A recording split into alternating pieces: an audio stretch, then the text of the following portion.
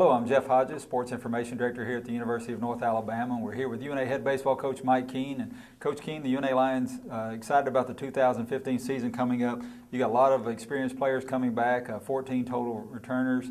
You've got 5 position starters coming back, so it gives you a good base. But let's go back a little bit, talk about how college baseball has changed. I know back when you first came to UNA and the many years I worked here with the aluminum bats the way they were, there were a lot of high-scoring games. Pitching really got, took a beating a lot of times, but we've seen in the last few years that's changed a lot, and last year was a lot of low-scoring games, really close games where emphasis was again on pitching and defense. That'll sort of be the case this year, but there are some differences. Yeah, it's they changed that. I think it was in 2011 season is when they really changed the bats till the exit velocity was at a specific number and it was lower, so it made a lot of the fly balls didn't get out of the ballpark. A lot of times you could miss hit a ball and get out with those old bats. So. And that was partially on the Division I in Omaha World Series where it came down, and it trickles down to all Division II, III, and junior college, and so that's what they kind of went to. And so now they thought there was a little bit less. Now, obviously, our conference is very good deep in pitching, so there's not a lot of scoring going on. You got to manufacture runs, you got to earn runs, kind of like what the Kansas City Royals they talked about. Get a run without getting a hit, and so you got to have great situational hitting. So now they did try to counter that, and we'll see how it plays out this year. They have changed the baseballs this year, so that's kind of the change to increase the offense. And what they did is they lowered the seams of the baseball. Supposedly the ball will carry a little bit more. We'll see how it affects breaking balls a little flatter. It's one of those things we've been out there scrimmaging.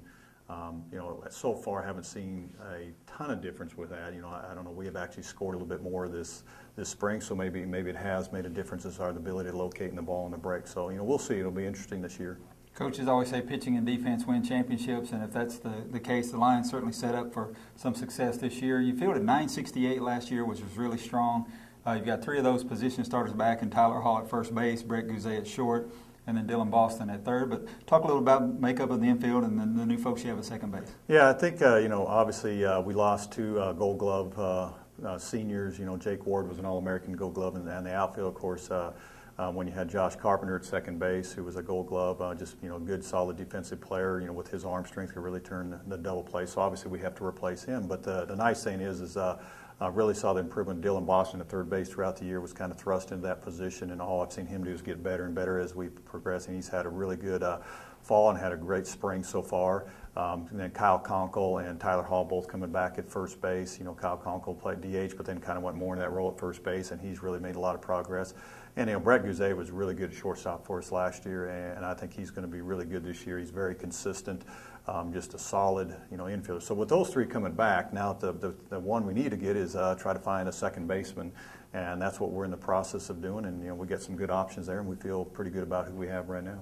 And in addition to the folks that we have returning for the Lions in the infield, you got a lot of new folks also going to be able to step up and help you right away. Yeah, that's one of the, like we talked about, trying to, at second base, trying to figure out who it's going to be. We talked about, Heath Wood obviously is probably the leading candidate at second base. Another one is that we kind of new to our program. It was a football player that came in, has really made a lot of progress, is Kyle Crabtree.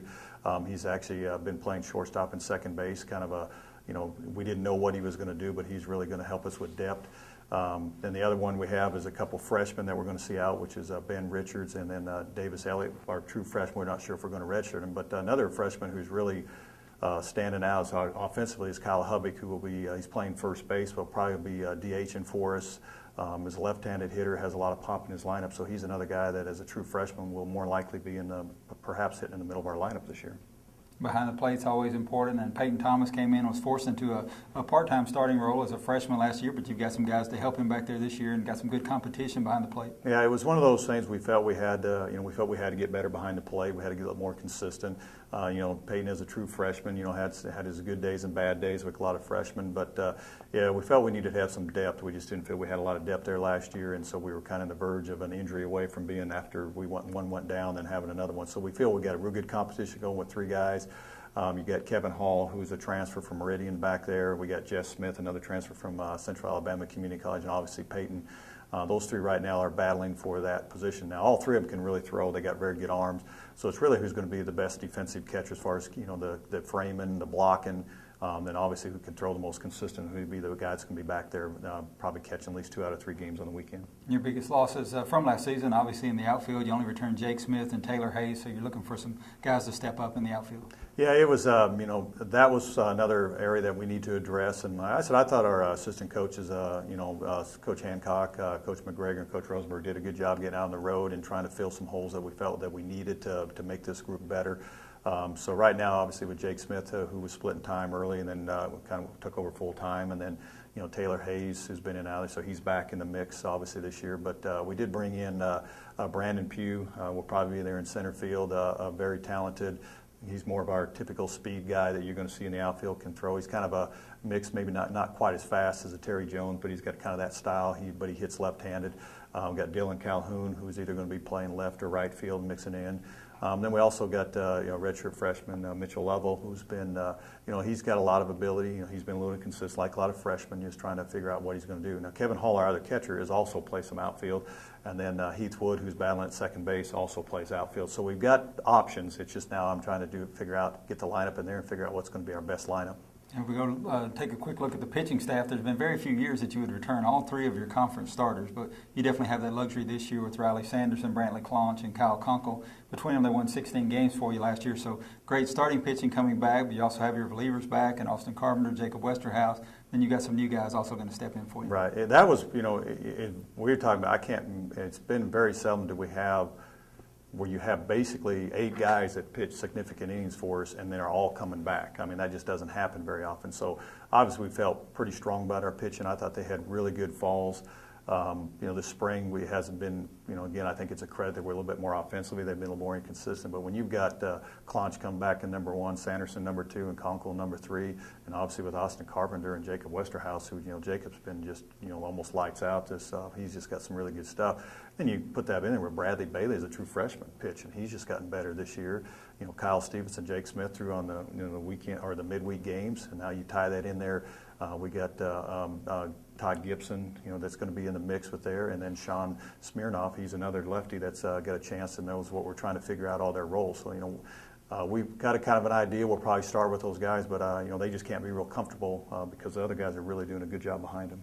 And scheduling is always important, and if we felt like we had a bad schedule last year, I think it may be a little worse this year. But just from the standpoint of the Gulf South Conference portion of your schedule is now 33 games with the addition of Mississippi College and Lee.